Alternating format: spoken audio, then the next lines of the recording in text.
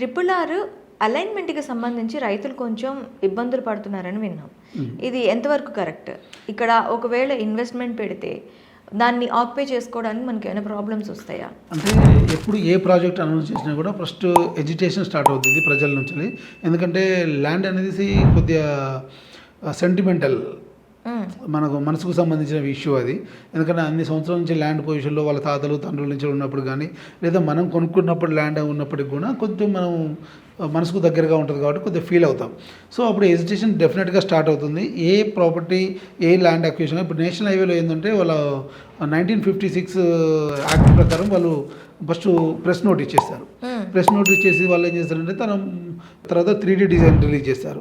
Release చేసి ఎవరైతే farmers ఉన్నారో, ల్యాండ్ ఎవరైతే పోతున్నారో వాళ్ళ దగ్గర నుంచి రిక్వెస్ట్లు తీసుకుంటారు. వాళ్ళకు ఉన్నటువంటి సందేహాలు ఏంటి, ఎటువంటిది, వాళ్ళ ల్యాండ్ తీసుకుంటే ఏం ఎక్స్పెక్ట్ చేస్తున్నారు, ఇవన్నీ తీసుకుంటారు. తీసుకున్న తర్వాత డిస్కషన్లో ఉంటుంది. డిస్కషన్ తర్వాత ఫైనల్గా ఇచ్చేయడం జరుగుతుంది. అయితే ఎవ్రీ టైం ఏమవుతుందంటే కొంతమంది మెటల్ అనడము, కొందరికి వాటర్ ఫెసిలిటీ ఉన్నటువంటి బోరు బావే ఉండడము, ఎలక్ట్రిసిటీ ఉండడము. సో ఇటువంటి కాంప్లికేషన్స్ అన్నీ ఉంటాయి కాబట్టి ఇక్కడ ఏంటంటే స్పెసిఫిక్గా డిజైన్ చేస్తారు అన్నీ కూడా, దేనికి ఎంత కేటాయించడం. యాక్చువల్గా ఏంటంటే గవర్నమెంట్ ఏం చేస్తుంటే గవర్నమెంట్ వాల్యూ మీద 12% ఇస్తుంది.